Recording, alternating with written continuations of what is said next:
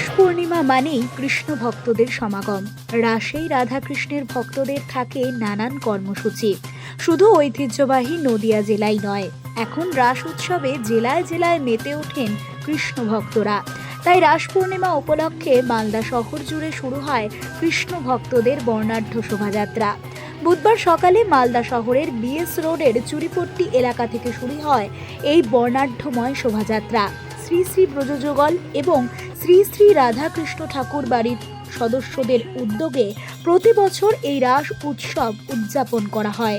তারই অঙ্গ হিসেবে বুধবার মহিলা এবং পুরুষরা কেউ কৃষ্ণ সেজে তো কেউ আবার রাধা সেজে, এমনকি কেউ আবার শ্রী শ্রী শ্রী চৈতন্য মহাপ্রভুর বেশে এদিনের এই বর্ণাঢ্যময় শোভাযাত্রায় অংশ নেন।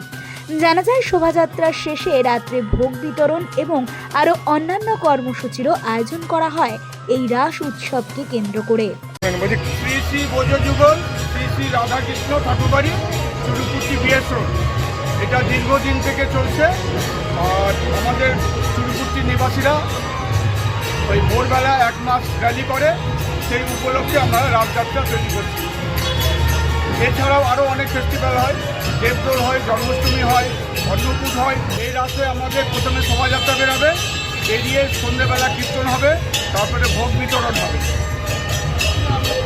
আর দুপুরবেলা অন্নকূট হবে। র্যালিটা চুরিপুট্টি থেকে শ্রী শ্রী ব্রজযুগল শ্রী শ্রী রাধাকৃষ্ণ মন্দির থেকে একদম এখান থেকে বাল্য গার্লস স্কুল যাবে, বাল্য গার্লস থেকে বৃন্দাবনী মাঠে আসবে, মহাপ্রভুকে মাল্যদান করা হবে। তারপরে আবার আমরা বিএস রোড দিয়ে নেতাজি মোড় হয়ে ফুলবাড়ি পাকুড়তলা হয়ে বিএস রোডে আবার। Bureau report, Nobel Bangla.